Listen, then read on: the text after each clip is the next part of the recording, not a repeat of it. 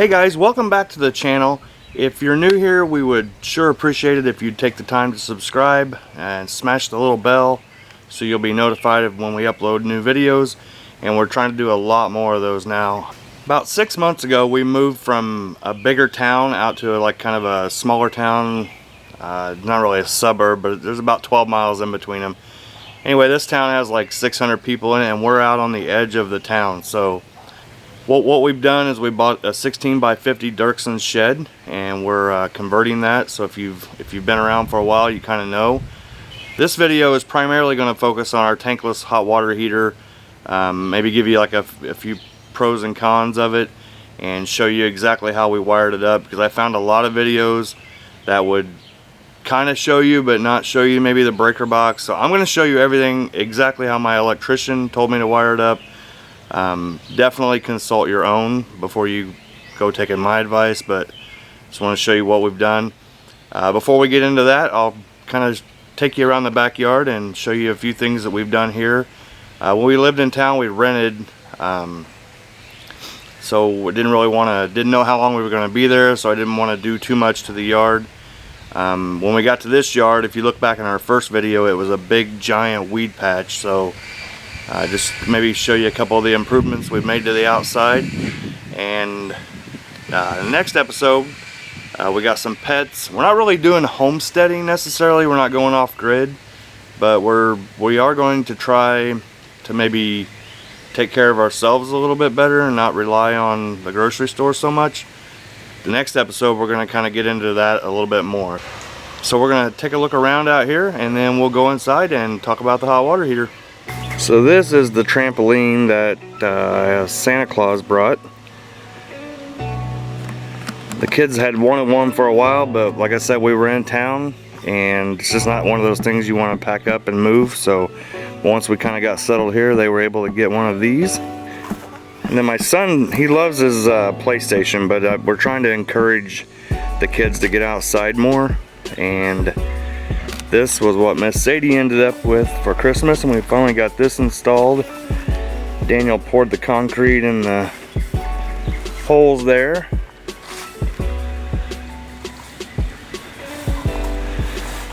It's not exactly how I want it to be in the end, but we're still trying to get some holes drilled in it, get it set up. And then we got a couple of hammocks.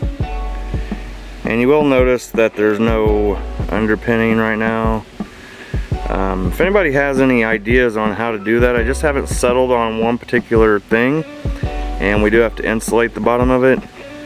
So I'm hoping, well, I'm not hoping, I will have that done by winter. Just we got a lot of things going on inside the house that need taken care of. But this is Daniel's hammock that he actually spends a lot of time in. And we finally got some chains where it's a little more stable. The ropes were fraying and coming undone. And this is our little cat that we inherited, I guess. We call him Buster's mom.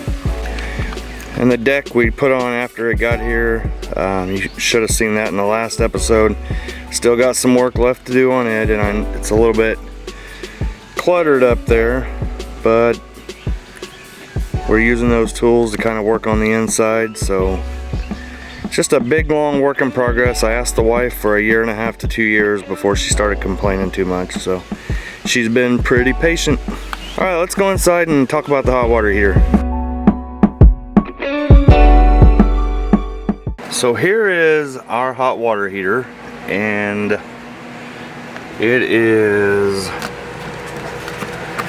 I don't know if we're pronouncing that Marey or Marey or Marey. Either way, we picked it up at Lowe's. I believe it was around $300, $350, somewhere in that ballpark.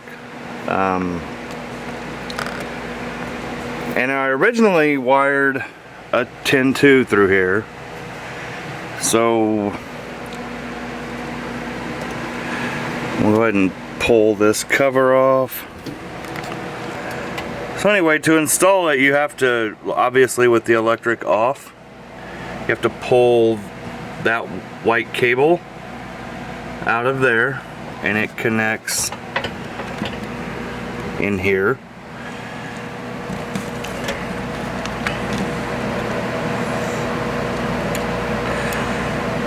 But our electrician ended up telling us that as opposed to 10 gauge wire, that it would be better to have 8 gauge. So the 8 gauge wire had, each strand had 3 wires in it: a black, a white, and a ground. Yeah, on the far left, their ground wire was green and yellow, and then they had a black, red, and another black and a red. So we matched our blacks to theirs and our whites to their reds, and then used both of our ground wires in the same hole. And then it's just a matter of making sure that, you know, the black and white out of one strand go to the same breaker.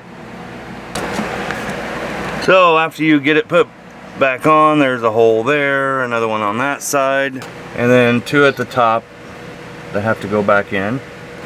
And I'll take you over to our breaker box, show you how we wired it up in there. And again, this is just how our electrician told us to do it. Definitely consult your own before you start any work. I'm not an electrician, just don't want to pay one either. So yeah, get a hold of your own. Okay, so this is our breaker box, and yes, I know those top wires are a little screwed up, but that's why you should hire an electrician. But we've got the bottoms looking pretty good, got them labeled all nice and neat.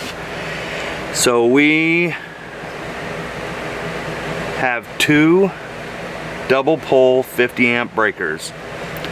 So just whichever, like on the bottom one, the black and the white go, let's say, to the right side, the right 2 prongs inside the hot water heater, and the top and the top black and white go to the middle 2 prongs, and then both of the ground wires are kind of in there and they go into the far left hole.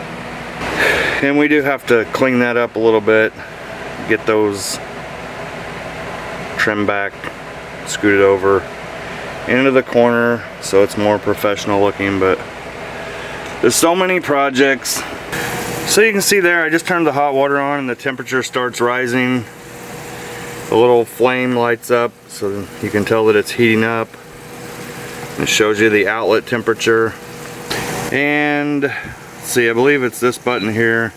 Yeah, you can set the temperature that you want it to go to